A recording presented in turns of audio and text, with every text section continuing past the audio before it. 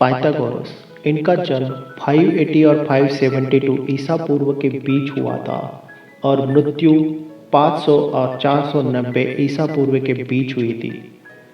Pythagoras एक Greek mathematician और दार्शनिक थे और वे पाइथागोरियन वाद नामक धार्मिक आंदोलन के संस्थापक भी थे। उन्हें अक्सर एक महान गणितज्ञ, रहस्यवादी और वैज्ञानिक के रूप में सम्मान दिया जाता है। किसी भी औरत को इतनी आज़ादी ना दे कि वह आपसे ऐसा कोई काम करवा ले या कुछ बोलने को मजबूर कर दे जो आपके लिए अच्छा नहीं है। मनुष्य जब तक खुद से कमजोर जानवरों को मारता रहेगा, उसे स्वास्थ्य या शांति नहीं मिल सकती, क्योंकि वे जब तक जानवरों को मारेंगे एक दूसरे को भी मारते रहेंगे। जो मृत्यु और दुख के बीज बोता है, उसे खुशी या प्यार नहीं मिल सकता।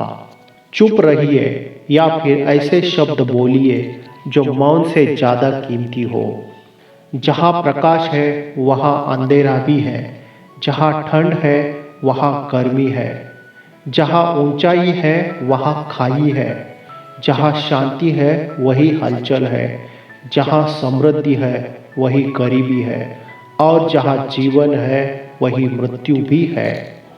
संगीत का सर्वोच्च लक्ष्य किसी की आत्मा को उसकी दिव्य प्रकृति से जोड़ना है, मनोरंजन से नहीं। मूर्ख की पहचान उसकी वाणी से होती है और एक बुद्धिमान व्यक्ति की मौन से। संख्याओं के पास एक आदमी को हाथ से लेने और उसे तर्क के मार्ग पर ले जाने का तरीका है।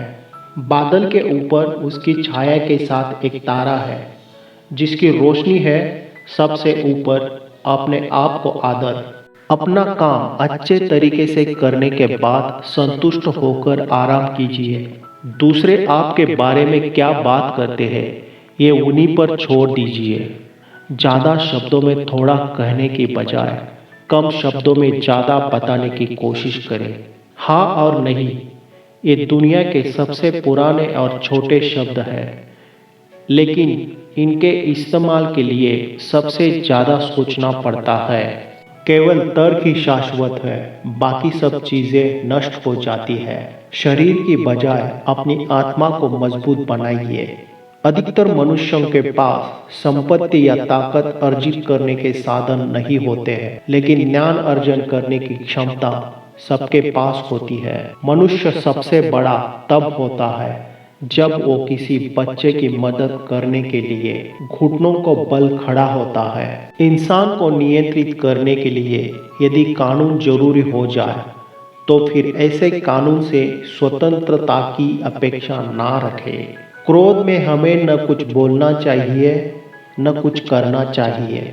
मनुष्य का जब तक खुद पर नियंत्रण न हो तब तक वह स्वतंत्र नहीं हो सकता। हमेशा सर्वश्रेष्ठ रास्ता ही चुने। शुरुआत में इस पर चलना मुश्किल हो सकता है, लेकिन धीरे धीरे आसान हो जाता है। बच्चों को शिक्षित करें तो आगे चलकर वयस्कों को दंड देने की जरूरत नहीं होगी। दुश्मन की दोस्ती मिलने से बेहतर है दोस्त की दुश्मनी। इतना आसान कुछ भी नहीं है, लेकिन जब आप इसे अनिच्छा से करते हैं तो ये मुश्किल हो जाता है। केवल 5 बातों से युद्ध करना आवश्यक है। देह के विकारों से, मन की आज्ञा से, देह की वासनाओं से, नगर के राजद्रोह और परिवारों के कलह से। अपनी गलतियों को झूठे शब्दों में ढकने की कोशिश न करें, बल्कि परीक्षा के साथ अपनी गलतियों को सुधारें। अगर आपको ये वीडियो अच्छी लगी हो तो लाइक ज़रूर कर देना, और आप चैनल पे नए हो तो चैनल को प्लीज़ सब्सक्राइब कर देना। Thank you very much.